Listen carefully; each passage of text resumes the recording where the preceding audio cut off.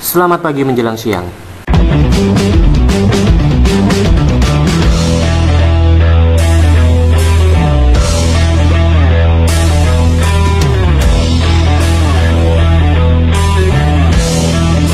Pada pertemuan kali ini saya akan menyampaikan materi Microsoft Office CMS dan cara membuat blog.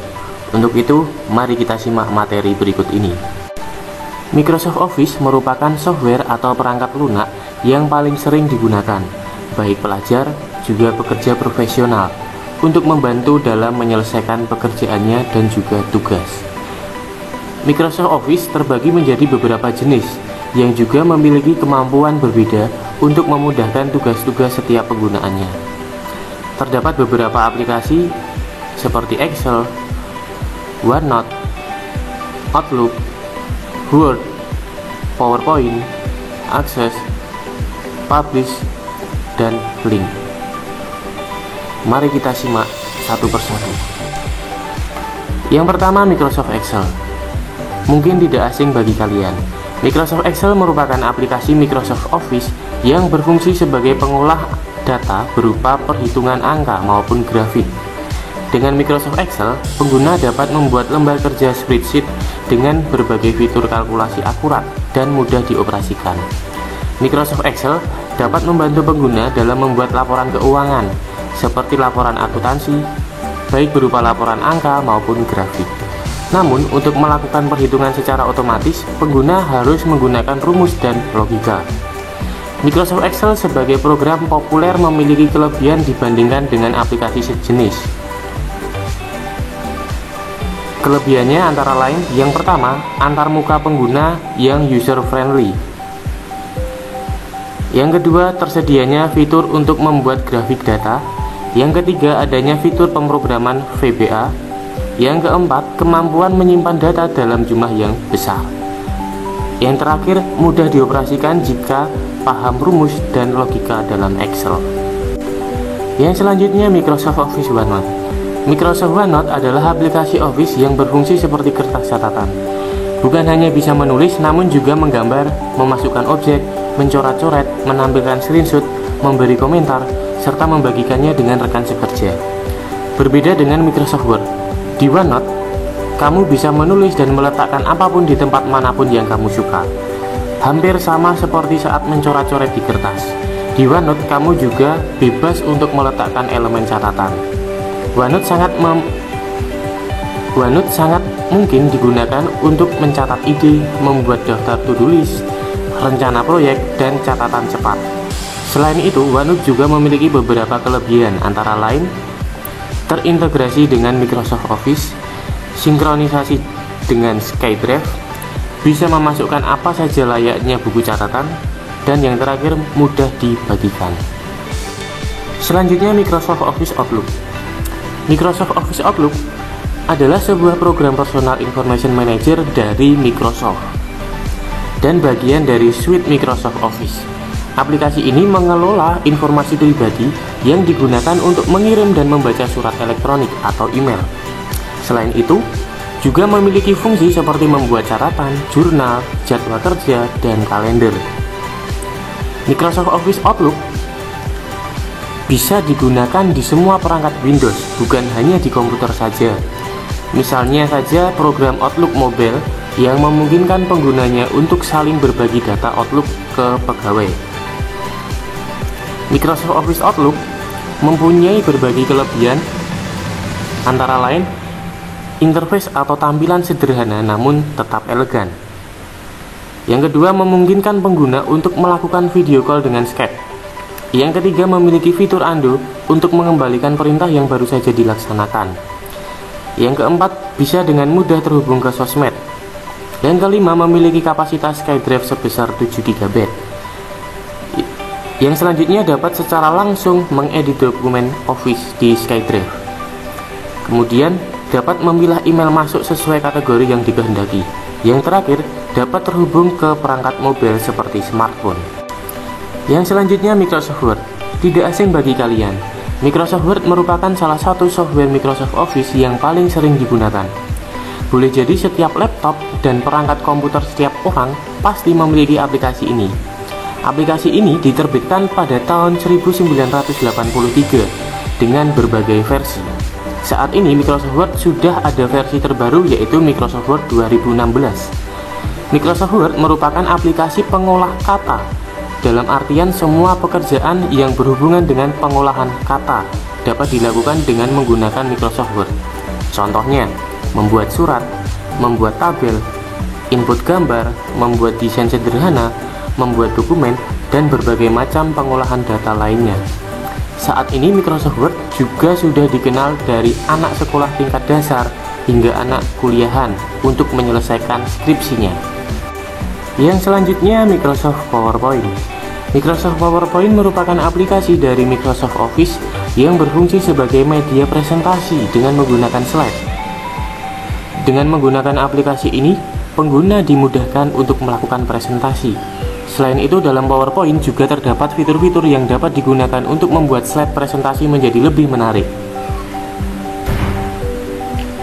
Kehadiran PowerPoint membuat sebuah presentasi berjalan lebih mudah dan menggantikan cara presentasi kuno, yaitu dengan transparansi proyektor atau biasa disebut OHP, Overhead Projector.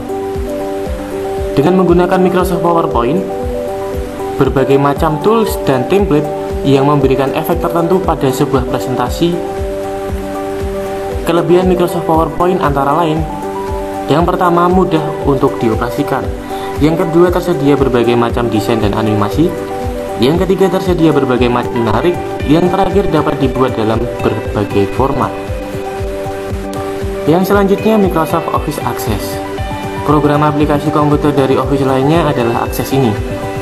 Program ini digunakan untuk perusahaan kecil dan juga rumahan untuk mengolah data dengan Microsoft Jet Database Engine. Program ini juga bisa menampilkan grafis yang sempurna sehingga mudah dipahami pengguna dan mengelola basis data atau lebih dikenal dengan database. Microsoft Access mempunyai banyak sekali fungsi yang membantu kinerja seseorang dalam mengolah data sehingga lebih mudah dan mengefektifkan waktu. Apalagi aplikasi ini juga mudah digunakan dan praktis. Yang selanjutnya, Microsoft Office Publisher. Aplikasi ini digunakan untuk kegiatan desktop publishing seperti koran, majalah, poster, mading, kalender, dan lain-lain. Publisher juga sangat membantu dan praktis dalam bermain gambar. Aplikasi ini juga memiliki banyak efek untuk menunjang bentuk, teks, dan gambar publikasi menjadi tampak lebih profesional. Demikianlah berbagai aplikasi dari Microsoft Office. Sekarang kita memasuki materi CMS, Content Management System. Apa itu CMS? Umumnya, bagi seorang web developer maupun web designer, istilah Content Management System atau CMS sudah tidak asing lagi, mengingat dari industri inilah sebenarnya istilah itu muncul. Sejalan dengan berkembangnya banyaknya manfaat dan kemudahan yang bisa didapatkan dengan penggunaan CMS, namun sampai saat ini tak sedikit pengguna yang sebenarnya masih belum mengerti dengan pengertian dan kegunaan CMS itu tersendiri. Oke, langsung saja. CMS adalah singkatan dari Content Management System, yaitu sebuah aplikasi umumnya berbasis website yang memungkinkan beberapa user untuk menggunakan atau mengatur konten, data, dan informasi sebuah website atau aplikasi. Di samping itu, CMS juga bisa diartikan sebagai aplikasi yang memungkinkan beberapa user untuk melakukan banyak aktivitas dalam menjalankan website tanpa perlu memiliki pengetahuan mengenai hypertext, markup, language, atau HTML. Pertanyaan selanjutnya, aktivitas apa yang bisa dilakukan dengan CMS? Aktivitas yang bisa dilakukan dengan CMS yang pertama, membuat, mengedit, mempublikasikan halaman website, artikel, blog, maupun press release. Yang kedua, menambahkan atau mengedit penjelasan mengenai event pada event kalender. Yang ketiga, menambahkan atau mengedit inventaris produk, deskripsi, spesifikasi produk, harga, foto, dan keterangan lainnya. Yang keempat, memasukkan, mengedit, atau melihat order, slip print, packing, dan invoice. Yang terakhir, membuat dan mengedit user yang memiliki akses berbeda. Tujuan utama dibuat dan digunakannya CMS adalah menyediakan kemampuan untuk sejumlah user dengan level akses berbeda yang bertugas menjalankan dan mengatur sebuah website atau konten di dalamnya. Misalnya, Anda bisa membuat sebuah website yang lengkap dengan artikel, blog, press release, toko online, event, dan menugaskan beberapa user yang diberi akses untuk mengurus masing-masing bagian tersebut. Itu tadi adalah pengertian dari CMS dan aktivitas yang bisa dilakukan dengan CMS. Yang selanjutnya saya akan memberitahu cara membuat blog di Blogger. Yang pertama, buka situs http://blogger.com/. Selanjutnya login ke Blogger. Lalu di sebelah kiri klik panah bawah, kemudian klik blog baru. Selanjutnya masukkan nama blog. Selanjutnya klik berikutnya.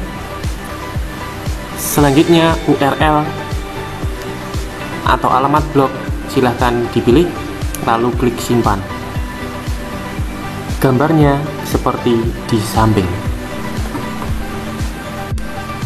Perlu kalian ketahui bahwa blog dengan website itu berbeda. Perbedaan dasar blog dengan website, blog adalah platform khusus yang memudahkan kita untuk tetap menambahkan jurnal atau artikel secara berkala berdasarkan waktu. Dan orang lain bisa memberikan komentar pada setiap jurnal atau artikel.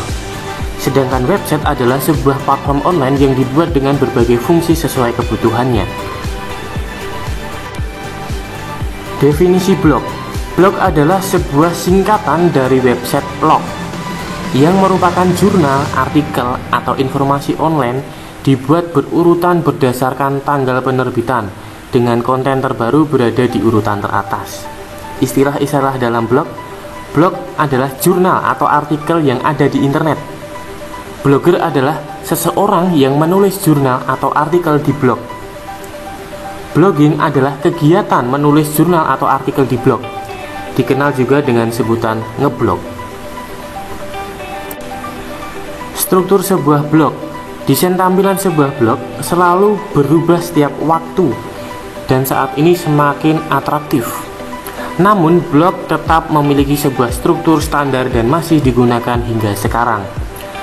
Struktur tersebut adalah header dengan menu navigasi, konten utama yang berisi ringkasan daftar artikel terbaru atau isi artikel, sidebar yang berisi dengan daftar artikel terbaru, kotak pencarian, daftar komentar, daftar kategori, dan lain sebagainya. Footer yang berisi teks copyright, link kebijakan privasi, link kebijakan layanan, link kontak, dan lain sebagainya. Struktur blog tetap sama. Terima kasih kalian sudah memperhatikan materi yang sudah saya sampaikan. Semoga materi yang saya sampaikan berguna bagi kehidupan kalian dan kalian dapat belajar dengan baik secara mandiri di rumah masing-masing.